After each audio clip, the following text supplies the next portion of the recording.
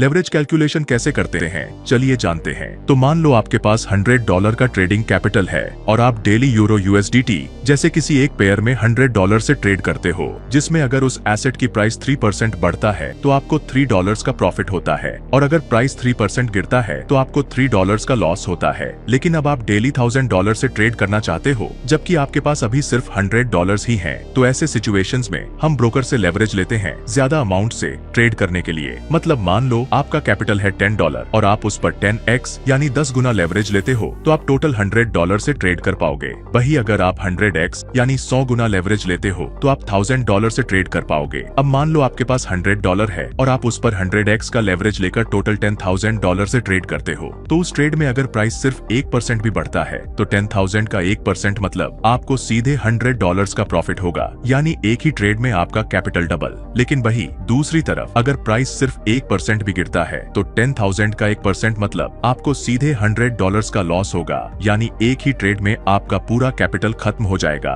इसलिए ग्रीड में आकर कभी भी ज्यादा लेवरेज लेकर हाई रिस्क नहीं लेना चाहिए। हमेशा 10x से 20x तक का ही लेवरेज लेना चाहिए, इससे ज्यादा नहीं।